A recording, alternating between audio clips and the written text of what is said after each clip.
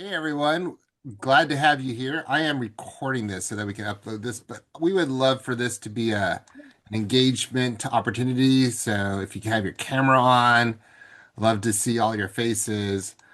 This one format is going to be a little bit more like a podcast, but it doesn't mean that you can't be a part of the conversation.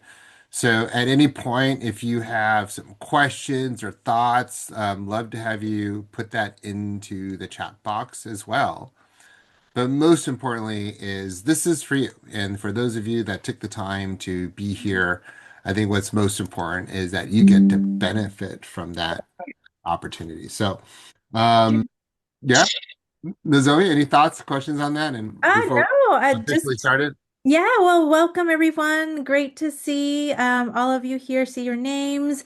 One thing, Jim, maybe you want to mute everyone just to make sure there's not like background noise. Oh, good Uh, question. Yeah. that might be good. And I know by now everyone are, you're all pros being part of webinars. And just like Jim said, today this is for you, and I know how busy you are. So really grateful to have you here. I also, some of you, I don't know if you can put in a chat box, anyone who've met me in person, if you want to put in the chat box, I can't even say it, chat box, like thumbs up or yes, that would be super cool just to see if anyone has met me, Nozomi in person. Oh, first time Christy. Well, hi, nice to meet you. Anyone else? Any of you have we met in person yet? I guess not. So that's the beautiful thing and what I love about the SACE community and also these webinars is that we get to, meet each other even though we haven't met in person. I've been, um, really grateful for the SACE organization. I've been part of it since I guess at this point, maybe 5, 6 years. I've kind of stopped counting. To be honest, stop counting. And with COVID, like all the years are just like blurry. And there's just so many amazing people. So anyhow, so great to be here, Jim. Yeah, I'll hand it back over to you. Yeah. So we are so grateful for our sponsor, Dow, for allowing us to be able to do this program. So let me go ahead and put a little bit of a quick countdown for us that kind of showcases our sponsor, Dow. And again, one of these things that are really great for us is as a nonprofit at SACE is that we really depend and rely on our sponsors like Dow to provide for this. So let me go ahead and put this in here for us. And then 1 second here. This is a great thing about live is um, yeah, we'll have this playing in the background without sound as we kind of get started. So here it is, and here we go.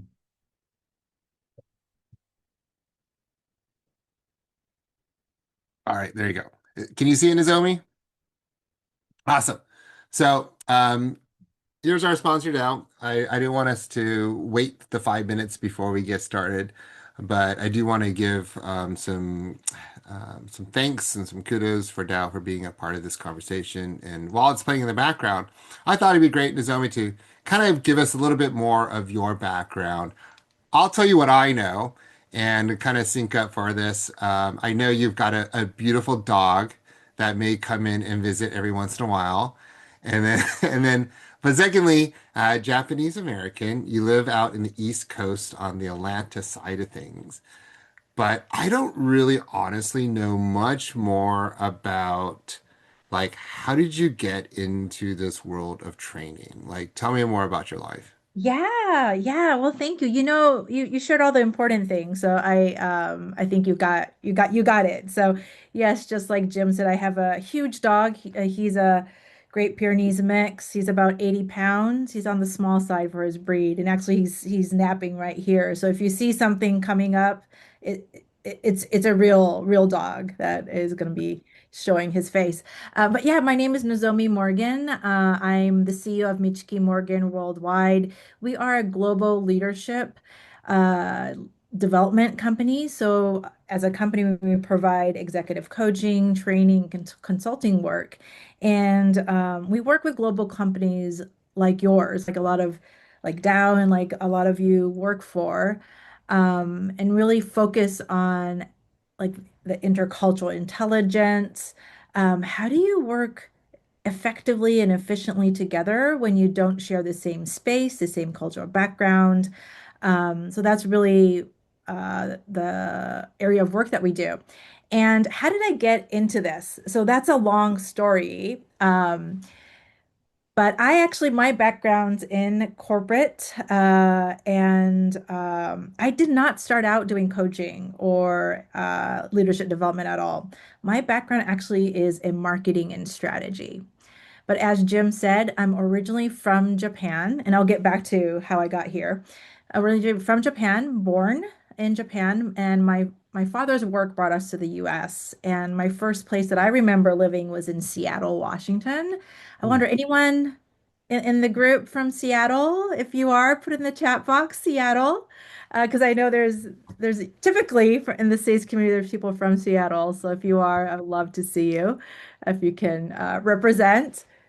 Yeah, shout out Seattle. And then we went back. So I've been in and out of the US. I came back as a grown up to go to business school. So I've went to school in Japan. I also worked in Tokyo for years, and then came back to the US as an adult to go to business school. And I was on the East Coast. I went to Yale School of Management, and then I decided to stay, I guess, to make it super easy. I decided like I really want to work in the US. I want to experience how it is working in the US. So I took a job with a company called Northwest Airlines, which no longer exists. And they had a huge Asian market back then. So I worked on network strategy, basically how do you make money flying airplanes. And then they merged with a company called Delta Airlines, which is what brought me down to Atlanta. So Delta is headquartered in Atlanta. And then I started working in marketing. And then after a few years, I decided to leave. And a lot of people were like, why did you decide to leave? It's because I went, going through that merger was extremely exhausting. It was very rewarding, but it really challenged me in a way to see how, first of all, how international or so-called non-mainstream people, oh, look at me wearing the same outfit in the picture. Um, how it impacts you when you go through some major transition in the organization. I saw how, being Asian, being Japanese, being female, how you get lost in the big change.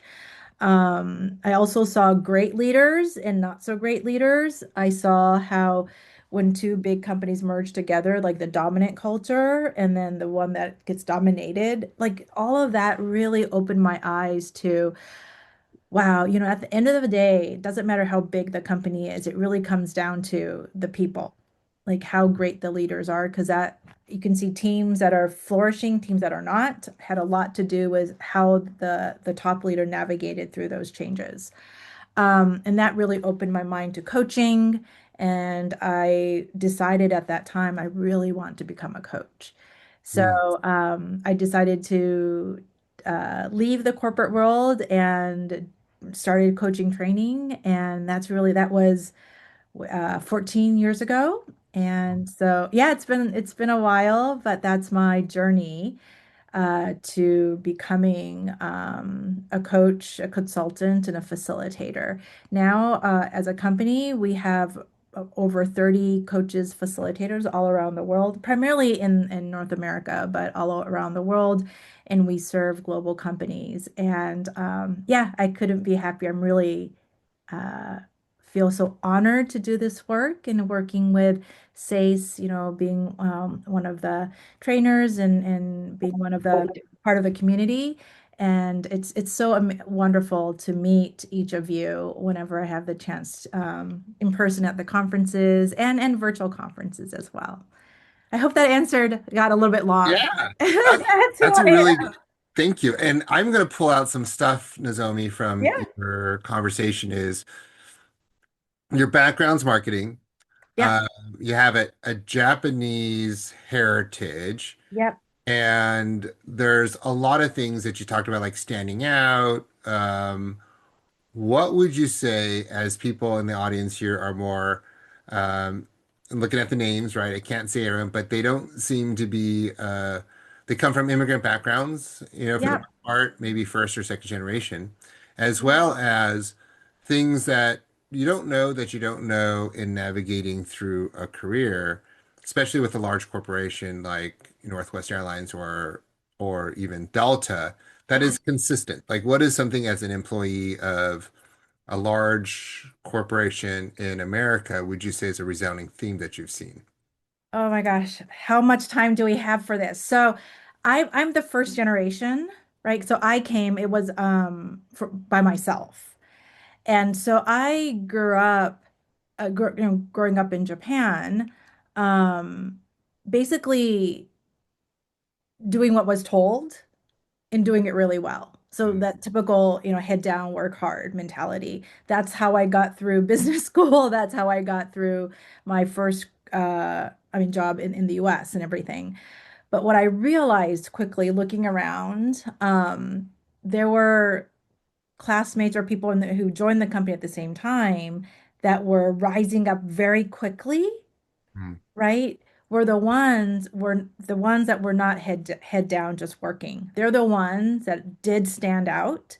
They're the ones that did speak up during meetings. They're the ones that were networking with people. They knew a lot of people in the organization. So I was there for the same amount of time, but they knew more people than I did. And first I thought it was because I didn't have like that what do you call it? Like the college like alumni network. yeah. But I realized that could be true a little bit, but it's because I wasn't proactively seeking out opportunities, Mm, and I definitely was not speaking up. And it mm, took me a long time. Actually, it took me until I was almost leaving to realize that was a huge difference.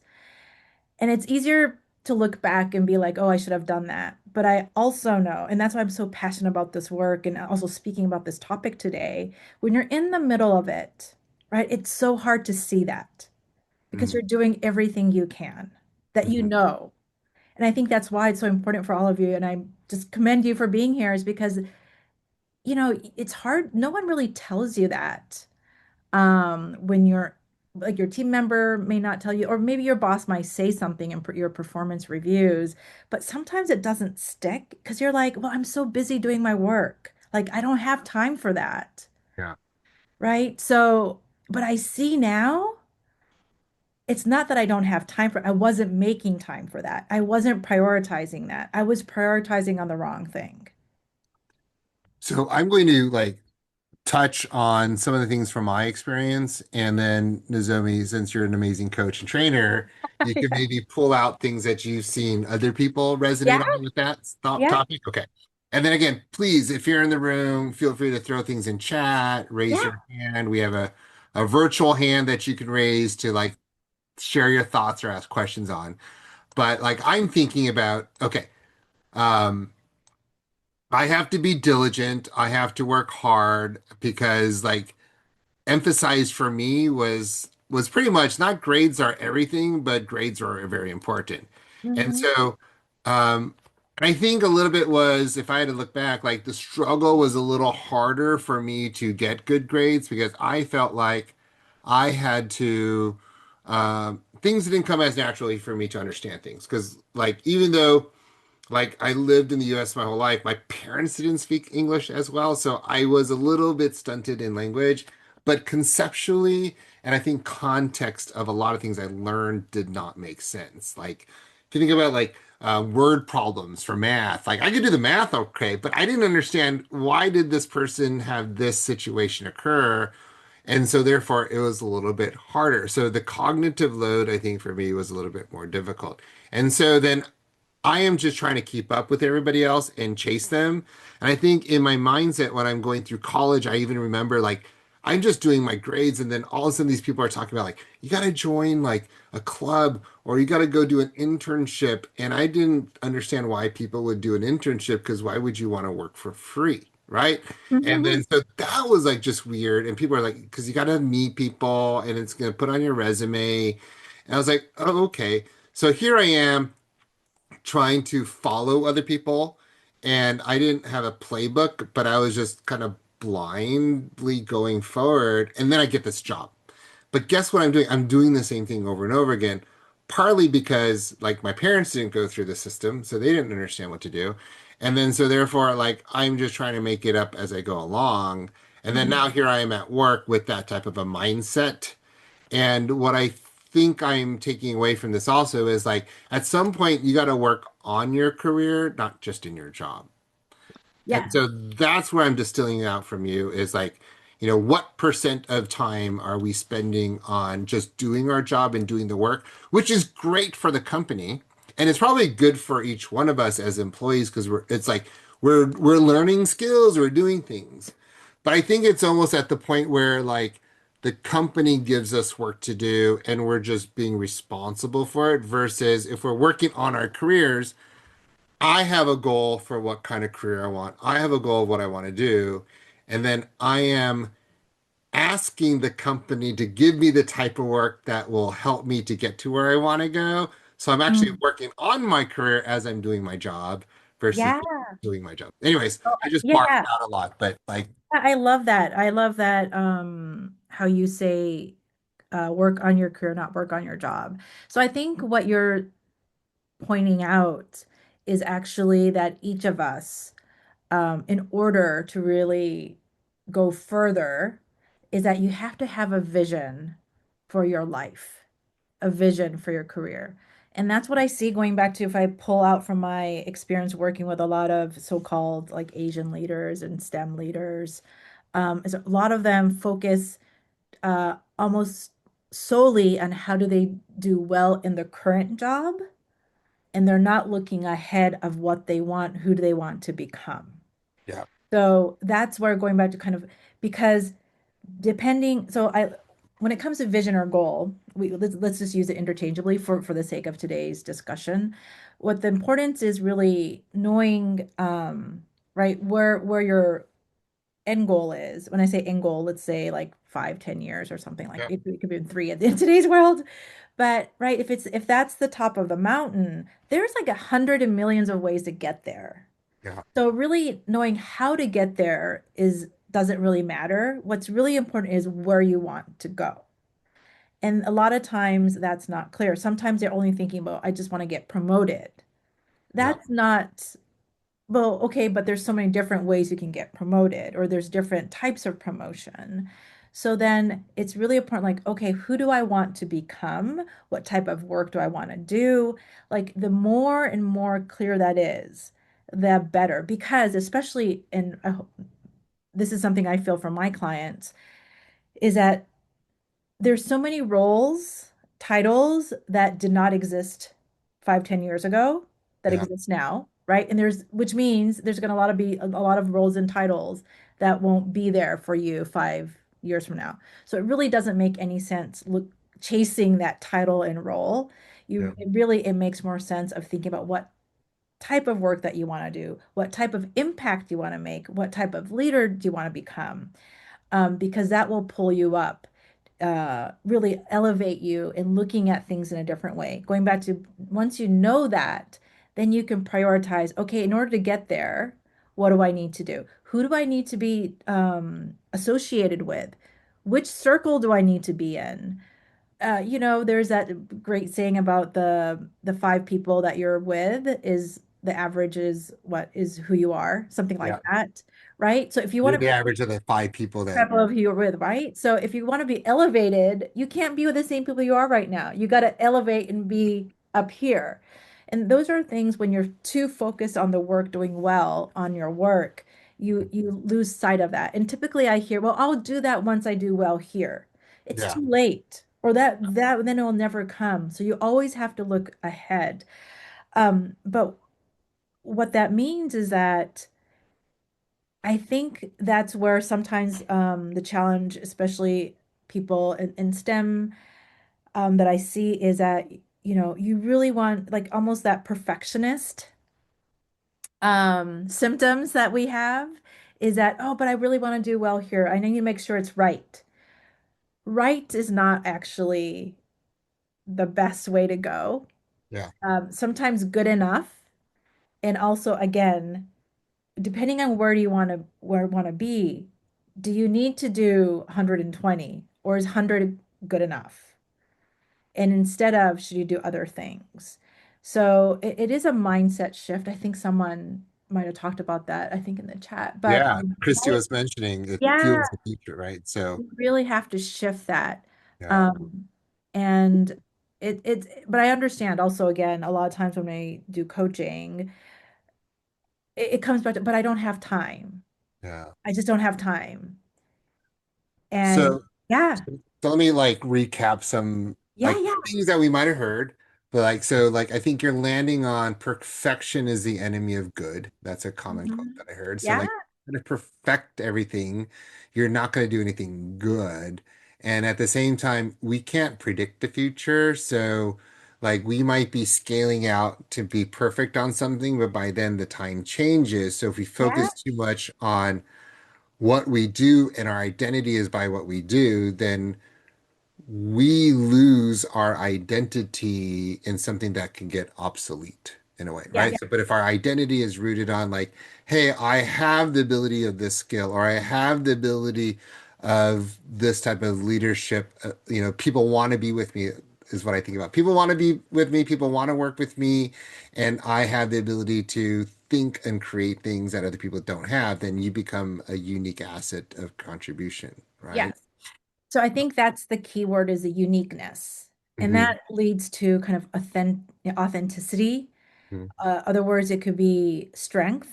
Hmm. And those are things that I think a lot of us don't really think about enough is really what are we really truly good at? Not just doing good at the work, but who are you? What Yeah. is your uniqueness?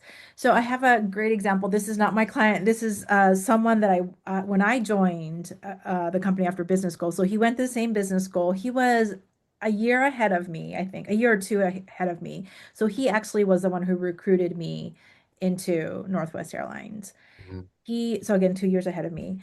Um, and so only 2 years difference. But by the time I joined so I joined as, oh, forget, like a senior analyst or something, whatever those title they give you when you graduate business school. And then by the time he was already a manager or something, and then in the 2 years after that, he skyrocketed so quickly. Sorry, 4 years later, he was already executive. Mm. He rose so quickly, and it was crazy. I mean, he looked like a little kid. He was so young. He was one of those people that doesn't age at all. He looked like he was, I don't know, 15 years old, but he had just skyrocketed. Yeah. And so I know it's not like he was great at data analytics. It's not like he was great at this, right?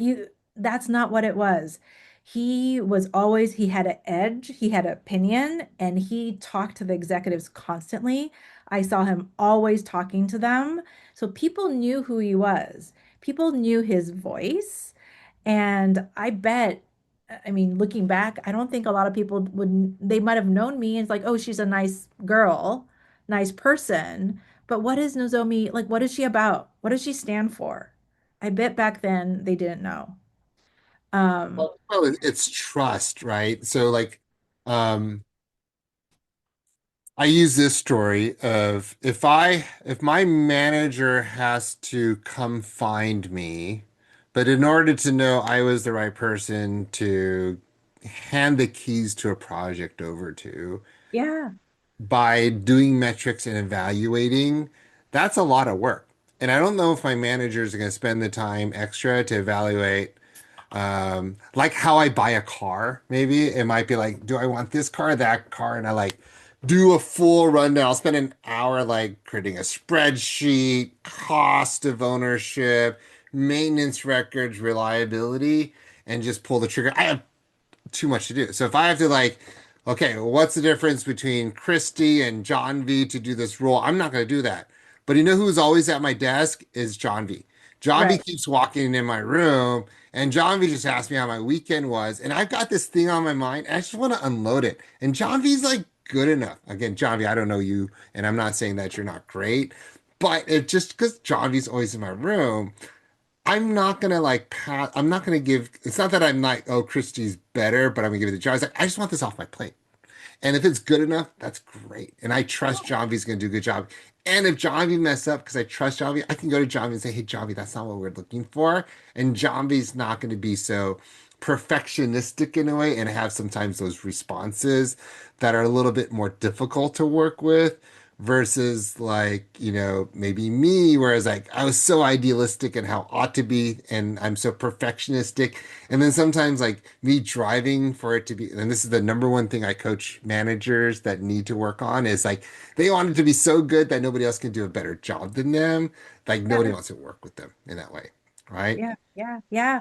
So to your point, when I was really rising the best, when I was really kind of on that rise, was when I was really close to our senior VP, and he actually asked or put my desk in front of it, the closest position to his office. Yeah. So I got moved up physically into that, to your point, because he trusted me and we had a great rapport. So he would always take me to all the executive meetings. And Uh, that's when my career really took off at a time. So those things in today's world, some of you work virtually. So it's difficult, right? You can't just show up.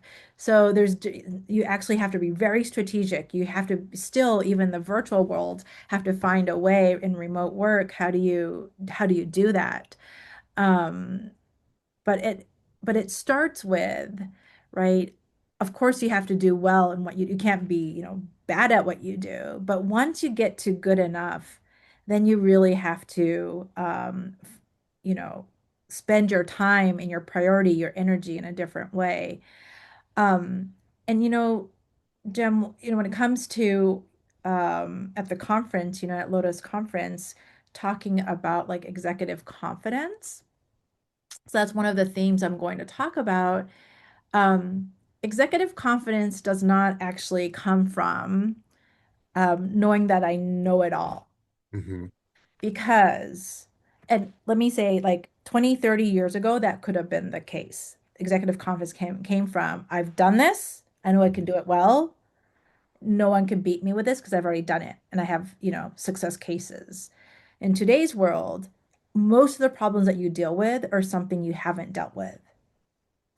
So if that's the case, if you can only have confidence based on what you've done, then no one will have confidence anymore, right? Mm, Like if that's the logic. So then you have to find confidence in a different way in today's uncertain world. So in the conference, Lotus conference, that's the main theme that I'll be talking about in that hour. So it's a different game, right? yeah. And a lot of us, I would just say, including myself, people with gray hair maybe, is that we grew up in the world that were taught that, right?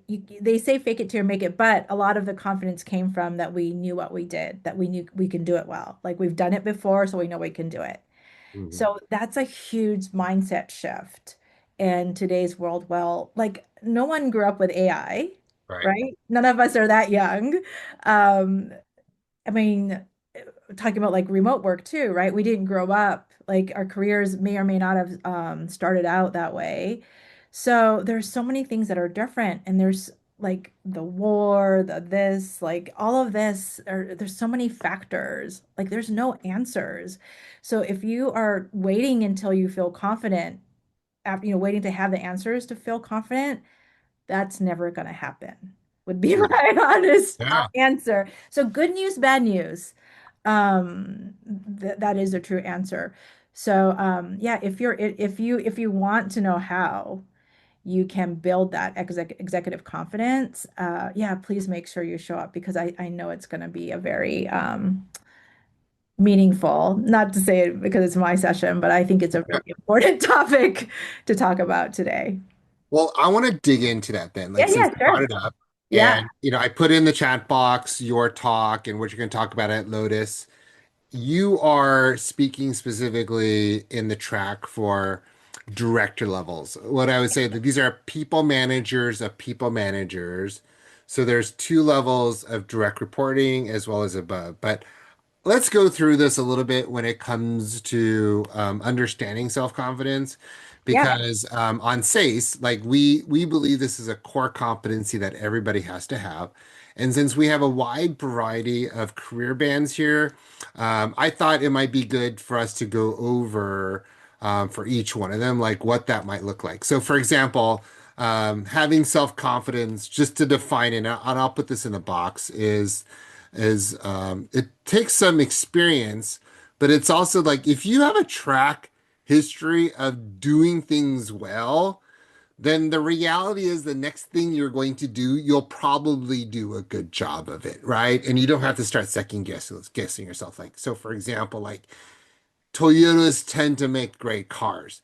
So if I need to buy a car and I'm looking at a Toyota, I should not have to worry about, let's say, reliability, because that's something that it could do. Now, is it always perfect? No. But there's a high propensity, and this is where perfectionism can get in the way, that you're working too much on worrying about something, and then you're going to miss the whole thing. But let's talk about like individual contributors and then people that have the ability to like be good at self-confidence. And I don't think this is like maybe self-cockiness, right? Like there is a proven track record that you have, but it's the ability to maybe then you can raise your hand in meetings and your manager has an opportunity to see you. That's one thing that I can think of. So what are some other things, Nozomi, that you think like being self-confident as an individual and as an individual contributor, like what are some other things that people can like tell that they have self-confidence or they don't? uh, is well, one like you said that are able to speak up during meetings. Hmm. Another is that they're actually able to fight. When I say fight for what they think is right, Okay. but they Tell me pick the more right about one. that. So how do you fight for something that's right and not be like the jerk in the team, for example?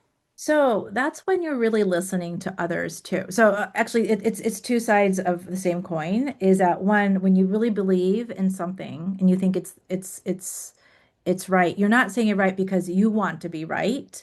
You're saying it's right because you listen to everything, everyone, and based on that, that sounds like that turns out to be the I say right meaning the best solution or the answer. So Mhm. that actually means that you have really good listening skills, right? Because you're actually listening to everyone and you're able to summarize that or articulate what is the best solution. Mhm. So that's when you know you can fight for it. And I say fight is a little bit of a strong word, but I'm just using it because we're talking about confidence. Yeah. So when I say fight, it's not like you're going like me. Uh-huh. You're really speaking from fighting for the greater good, so the Yep. team's good or the project's good or the company's good. That has a lot of weight.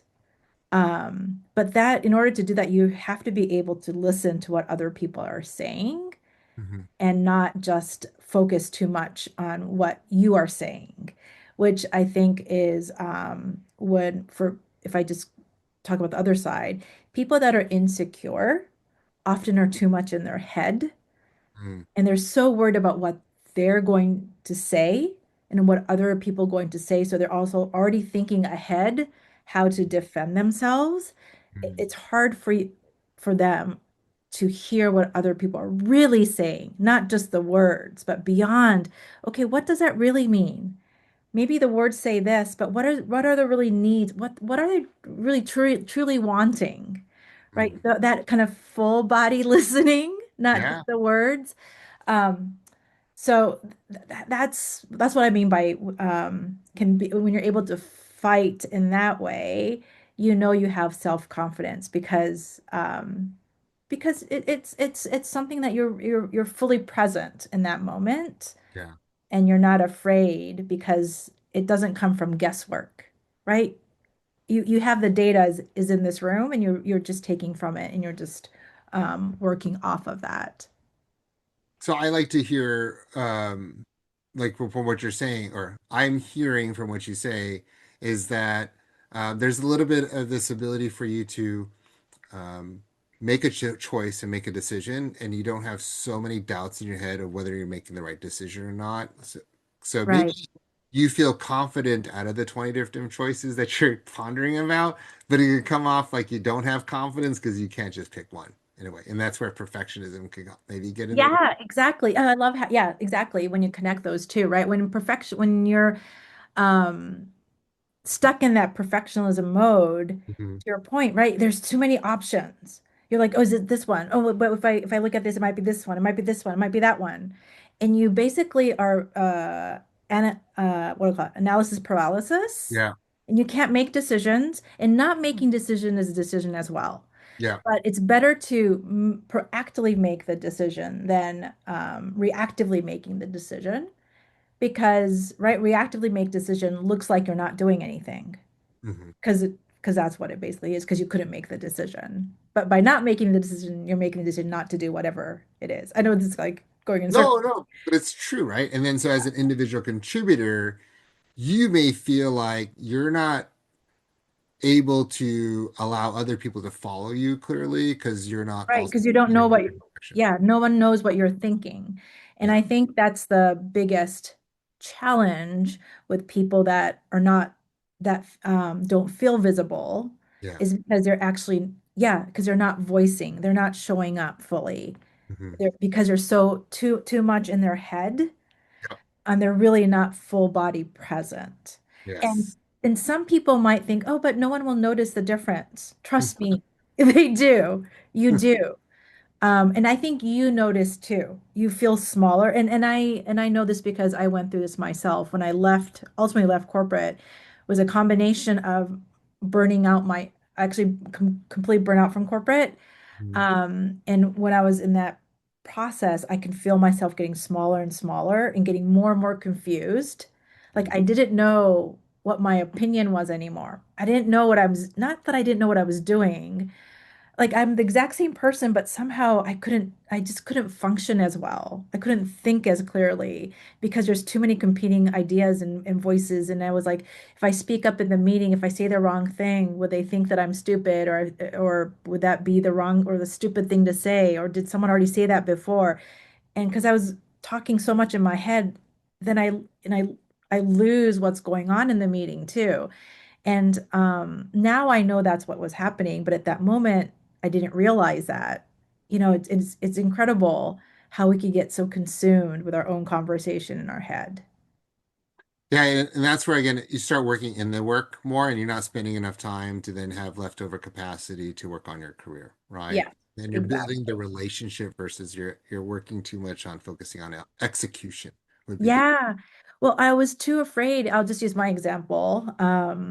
I was too afraid to even network because I was like, I don't know what to talk with this SVP. Like, would he think I'm stupid or like, am I asking a really like dumb question?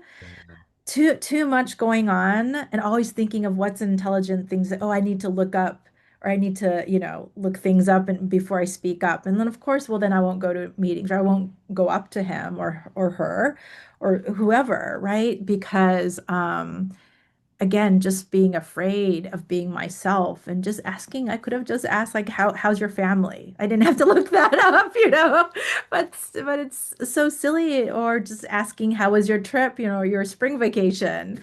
yeah. It didn't have to be a whole, intelligent conversation. It's not like, they're humans too, but even that was so scary to do, which is ridiculous, but that was the state that I was in, and a lot of the people that I've coached or trained, a lot of them might look a little bit different, but very similar symptoms that I see. One of the things also I'll say Yeah. is that I'd like to hear your thoughts on. when I coach individual contributors that want to become managers, I tell people they have to learn how to take the blame. And I think Mm, sometimes, I don't know why, but like I found a lot of people like have a hard time saying that was not my fault, right? Like we want to keep that perfectionistic image so high that yeah. when somebody like messes up, it's a little bit like, oh, that wasn't my fault. Nozomi came late, or that wasn't, that's my, that's not my fault because like maybe Grant didn't show up on time. Like we're always looking for a reason why it's not our fault because we want to stay so pristine. Yeah, yeah, yeah. So true, so true.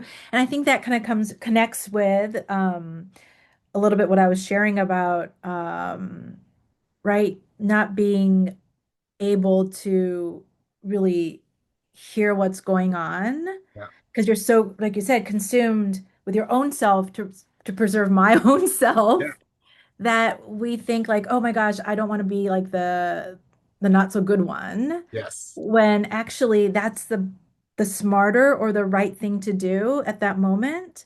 Yes. Because right, it's yeah, and also I would say it's easy it's better to admit any tiny itsy bitsy tiny mistake or something you didn't do well quicker sooner than letting it linger to the very end when it becomes a bigger problem. Yep. So that too, right? But you're protecting yourself. You're trying to be like, what should I say? How do I make this spin this so it doesn't sound like it's my fault?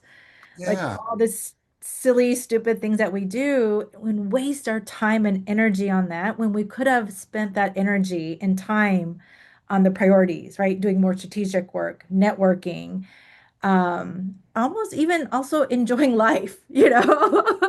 And people know though, I would say like, and this is how you attract more people is Yeah. if I say, you know what, my fault.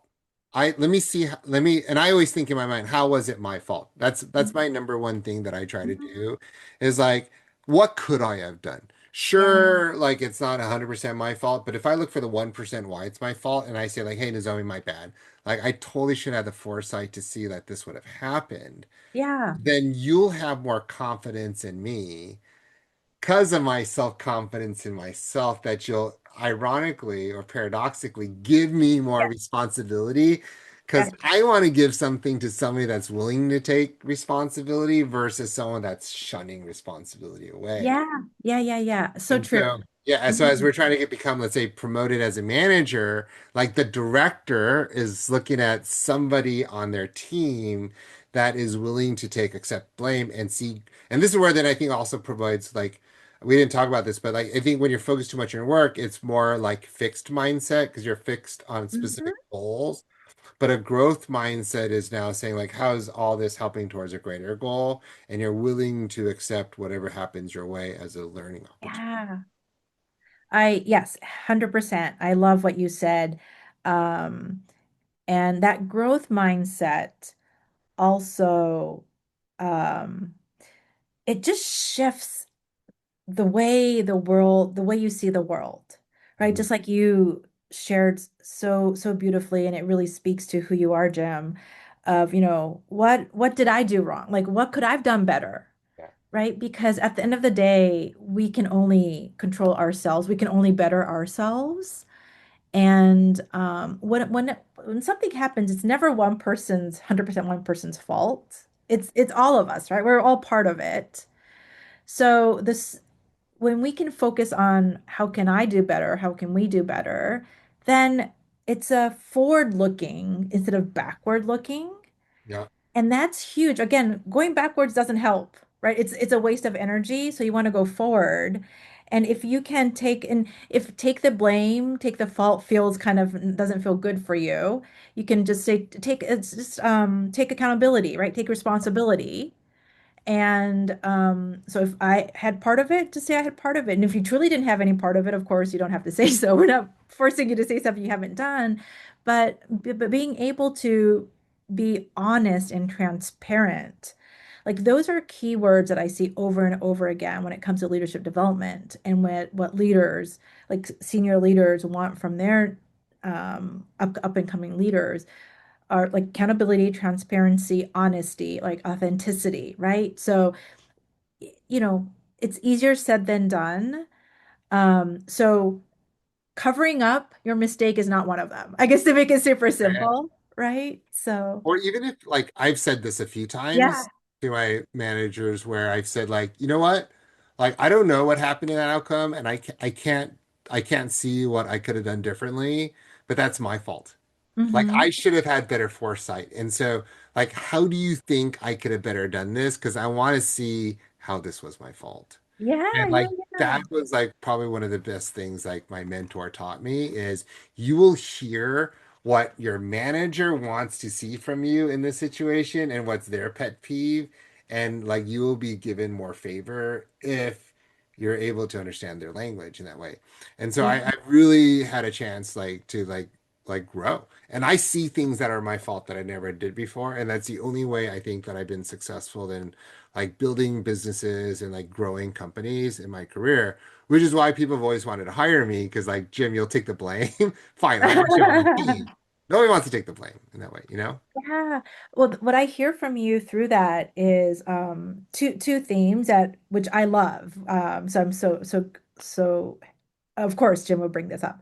One thing is curiosity, right? Being curious about what how can I do things differently or what is it? Like I can't see it now, but what could it be? That's curiosity. Yeah. And that is such a great, what do you call it, power to have because it's also a great way to connect with other people, especially people that you just actually don't fully understand. So people that you don't get along with, or you're just like, what is this person? Yeah. It's always, instead of being like, I don't like this person. It's more like, oh, what can I like about this person? Or what is it about, like, where does this come from? Or like, I'm so curious, like, how does this person think? Right? Yeah. That curiosity makes it more fun. It's more lighthearted. And when that person does something that you just don't agree with, it's like, just, curious, like, where does this come from? Like, what's the logic? What's the system? Or what's the background? Like all of those allows you to kind of open it up instead of being so like frustrated and angry about it and holding on. And the second thing that connects with that I heard from you, Jim, is really leading with humility. And that's when you can take the blame or take responsibility and also see the beauty and strength and gifts in other people. Yeah. So those are, everything they're really interconnected and coming back to that confidence, people that can be curious, can take responsibility and growth mindset and have the gratitude and be grateful for what's around you and everyone that's supporting you will naturally, I would say, without really being like, "Oh, I need to build self-confidence, will build that self-confidence and also build a network of people that would support, right? Because you have that glow that people be like, like how moth just gather around the Oh, yeah. light. So that But that's so true because you then start attracting the. That's how you also attract, I think, good bosses, and yeah, that's how you also attract like good people. yeah. And like I've coached enough bad leaders that they're always frustrated why they always hire idiots, is what they say. But Ah, it's also like because you attract idiots in a way because like people don't know how to filter you out in yeah.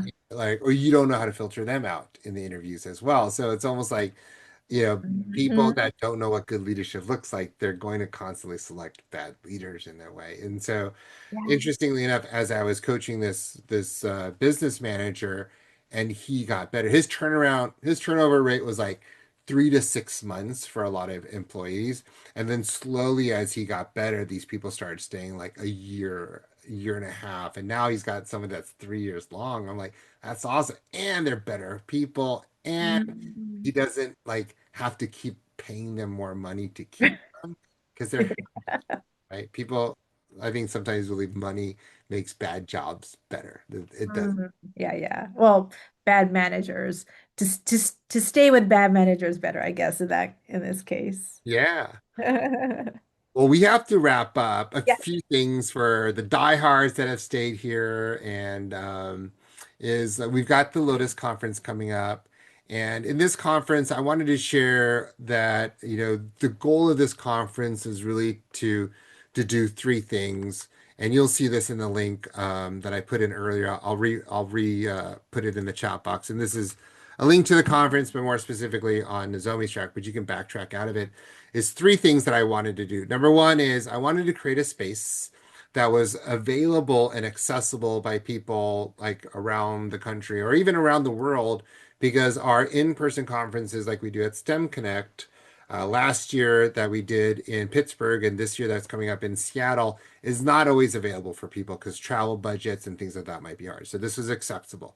Number two is we address every single people career band. One is if you're not a people manager, so you're an individual contributor, and that's I think that's great because there's so many things on learning how to lead others, even though you don't have direct reports is key. The second one is for those that do have direct reports that you have to manage other people, not just like because of project management, but they report to you. So there's higher accountability and higher responsibility that comes to it. And the third level, which is like those that lead them, and then there's more strategic mindsets that they have to do because you're moving businesses. And so we wanted to make sure that there was something for everyone in the Lotus conference. And so we address a lot of these skill sets in that way. But lastly, one of the things, and then Nozomi, like, love to hear your thoughts on this, is like I was pretty articulate since coming into SACE, is curating things that are actually going to impact and transform people, not just inform people, right? Transform, not inform. Meaning like Mhm. in the past, they were great one-day sessions, but like now that you're inspired to want to learn something or do something, it's not like where you're able to do something from it. And I think what we wanted to really to do is give you an opportunity to, let's say, okay, Nozomi, you're going to teach people about self-confidence. You'll talk about it, address it, but then give them homework. And if they want to do the homework and realize maybe like, oh wow, I got to really work on the self-confidence, they're going to get two group coaching sessions after the conference to work on that skill. So maybe you could tell them as a participant, what are some of the things that maybe they'll experience at this conference, having those coaching sessions that they normally wouldn't have in the past. Yeah, so just like Jim said, one of the amazing shifts that and what we're doing at the Lotus conference is adding two coaching sessions after the workshop. So just like Jim said, workshops are great. You get the inspiration, you learn something, but what we know, all of us know, is that it's hard to actually do it. It's easier, always easier said than done. And we really wanted to make sure that there's that transformation, so that behavioral change. And we really want to support you through that because we know how hard it is to do it yourself. Trust me, I started to do a 5-year journal, 5-year Ah, diary journal. I bought this. It's from Japan. okay. Of course, the first month I did well. Guess what? It's March, not so well. Yeah. So even as executive coach, this I teach this. It's hard for me. So what we'll do, especially with my session, is after at the workshop, I have a framework that we use. And that framework is going to really help. It's like a setup for you that you can use every week. And we have two coaching sessions about 2 or 3 weeks apart. So we'll continue to support you through. So it becomes so because self-confidence, you can't just build it overnight, right? It's practice. It's practice. It's practice. It's practice.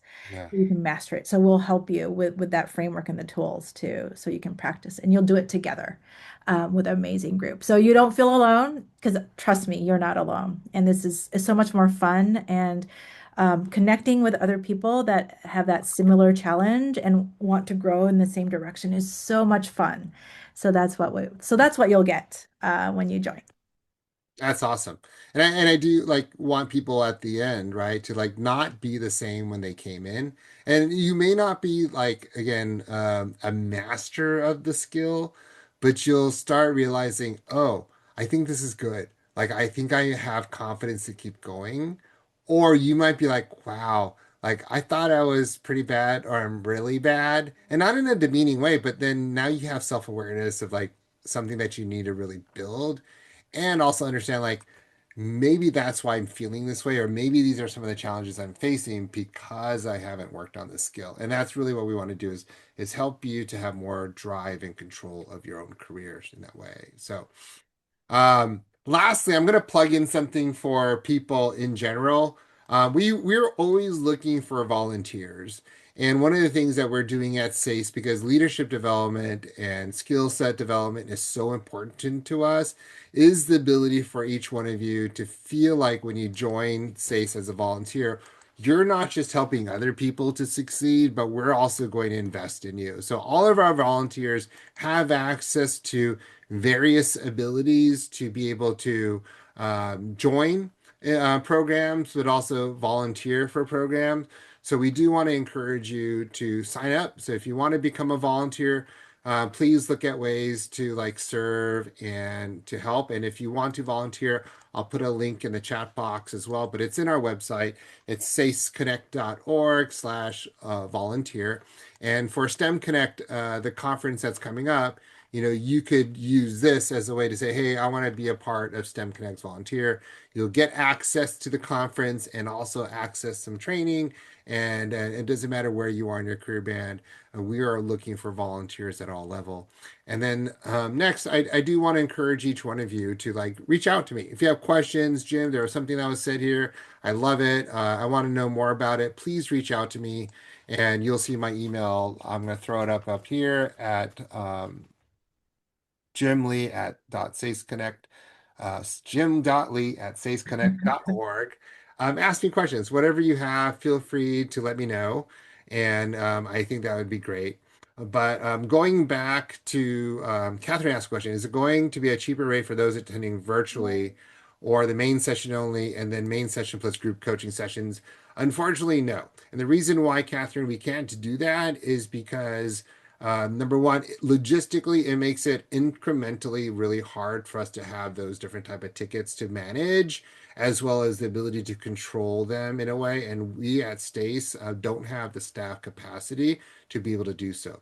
But secondly, my philosophy is like webinars like these, which is why we don't charge for them. I don't think conferences where they're one and done and they have amazing keynote speakers.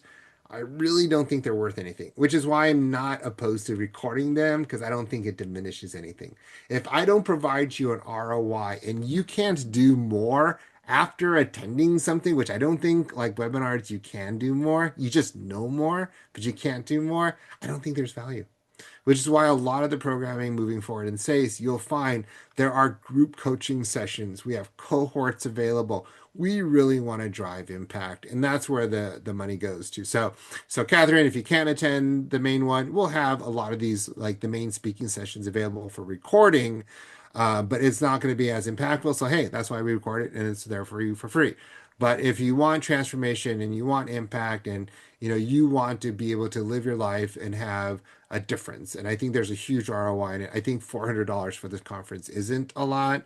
And I think the group coaching sessions alone will be like I've found people say like my peace at work is so much better, or like my ability to become a better person is so much worth it. And I have people say like this is so much more cheaper than the therapy I've been getting, right? So I think that's the perspective and the mindset shift that I'm trying to change for people that attend virtual stuff. With that, Nozomi, I want to thank you so much for spending your time here and thank the entire crowd here for being a part of this. We are trying to impact people and shift the way that people approach work, see work, and make it good for them. Any last words that you want to share, Nozomi, before we hang off? I would just say keep on going. Just do it. I guess I sound like Nike, but I would just say just do it. Life is too short to regret, so just do it. Absolutely. I think that's great. Don't let paralysis analysis get in the way of your Yep. future career. Thank you so much, Nozomi. Thank you. And with that, we will officially sign off. Have Thank a you. great day. Bye, Bye. everyone.